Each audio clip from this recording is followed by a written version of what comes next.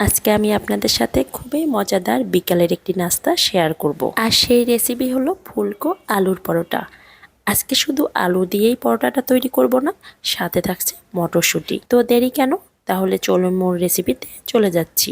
আলুর পরোটা তৈরি করার জন্য প্রথমে আমি একটা ময়দা দিয়ে ডো তৈরি করে নিব। এই জন্য নিয়ে নিচ্ছি 2 কাপ ময়দা, সাথে দিয়ে দিচ্ছি পরিমাণ মতো লবণ। এখন এই ময়দার সাথে অ্যাড করে দিচ্ছি 2 থেকে 3 টেবিল চামচ তেল। এখন এই তেল ময়দার সাথে খুব ভালোভাবে মিশিয়ে নিচ্ছি। এরপরে জল দিয়ে আস্তে আস্তে ময়দা থেকে একটা ডো তৈরি করে নিব। ফুলকো আলুর পরোটা তৈরি করার জন্য ময়দার ডো একদম নরম করে তৈরি করে নিতে হবে। ভালোভাবে মথে নিতে হবে যেন ডোটা একদম নরম হয়। আমি ময়দার ডো একদম নরম করে তৈরি করে নিয়েছি। এখন এই ডোটাকে ঢেকে রেখে দিচ্ছি আধা ঘন্টার জন্য। অন্যদিকে আলুর পুর তৈরি করার জন্য এখানে আমি পেঁয়াজ ভেজে নিয়েছি, সাথে দিয়ে দিচ্ছি ধনিয়া পাতা, হাফ টেবিল চামচ দিয়েছি জিরার গুঁড়া, স্বাদ মতো লবণ এবং মরিচ অ্যাড করেছি। আর এখানে আমি 2টো আলু নিয়েছি, আর আলুগুলো আমি আগে থেকে সিদ্ধ করে রেখে দিয়েছিলাম।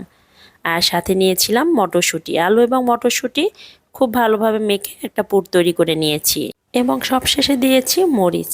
এখানে আমি মরিচ অ্যাড করে পুরটা ভালোভাবে রেডি করে রেখে দিয়েছি। অন্যদিকে আমার ডো কিন্তু একদম নরম হয়ে গিয়েছে এবং এই ডো থেকে আমি একটা রুটি তৈরি করার জন্য যতটুকু দরকার ততটুকুই ময়দা নিয়ে নেব এবং ময়দাটা নিয়ে একটু মথে নিয়েছি। একটু চেপে চেপে একটা রুটির শেপ করে নেব। হালকা বেলে ছোট একটা রুটি তৈরি করে নিয়েছি এবং ওই রুটির ভেতরে আমি যে পুর তৈরি করে রেখেছিলাম সেই পুর দিয়ে মুখটা বন্ধ করে দেব এবং হাতের তালুতে নিয়ে একদম গোল করে আবার একটা রুটির সাইজ করে নিব। এরপরে এই রুটিটাকে আবার বেলে পরোটার মতো করে তৈরি করে নিব। মিডিয়াম সাইজের আমি একটা পরোটার সাইজ করে নিয়েছি, আর কতটুকু পুরো রেখেছি সেটাও দেখিয়ে দিচ্ছি। আমার এই রুটিটা দেখুন একদম পারফেক্ট হয়েছে। আমি আর এতটুকুই পুরো করে বেলে নিয়েছি। ঠিক একইভাবে আমি আরও একটা আলুর পরোটা তৈরি করে নেব। আর এই আলুর পরোটা তৈরি করার সময় একটু সাবধানে বেলে নিতে হবে। প্রেসার দিয়ে পরোটা তৈরি করলে ভেতর থেকে পুর বের হয়ে যেতে পারে। একইভাবে আমি পরোটা তৈরি করে নিয়েছি। এখন আমি এই পরোটা ভাজতে চলে যাচ্ছি। প্রথমে একটু হালকা এপিটোপিট ভেজে নিয়েছি, এরপরে সামান্য তেল দিয়ে পরোটা ভেজে নিব। চুলার আঁচ মিডিয়াম রেখে এভাবেই পরোটা ভেজে নিতে হবে। একটু লালচে করে ভেজে নিব, তাহলে পরোটা খেতে খুবই মুচমুচে এবং টেস্ট হয়। হালকা তেল দিয়ে নিয়েছি। একটা পরোটা কিন্তু আমার ভাজা হয়ে গিয়েছে, একদম লালচে মুচমুচে ভেজে নিয়েছি। এই তো এখন তুলে নিচ্ছি পরোটা। এখন আমি আরেকটা পরোটা ভেজে নিচ্ছি। ঠিক একইভাবে মিডিয়াম আঁচে এই পরোটা ভেজে নিব।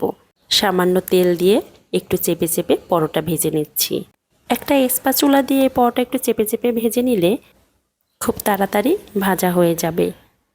এই পরোটাটাও আমি খুব ভালোভাবে ভেজে নিয়েছি এবং একদম লালচে মুচমুচে করে ভেজে নিয়েছি। এই তো এই পরোটা আমার তৈরি হয়ে গেল।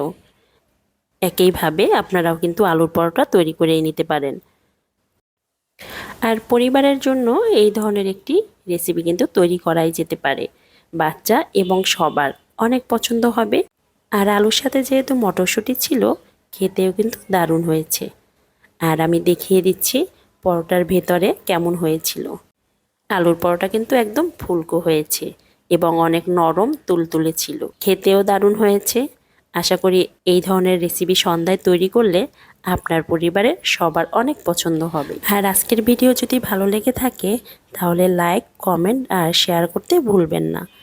আজকে এই পর্যন্তই। দেখা হবে পরবর্তী কোনো ভিডিওতে। সে পর্যন্ত সবাই অনেক ভালো থাকবেন।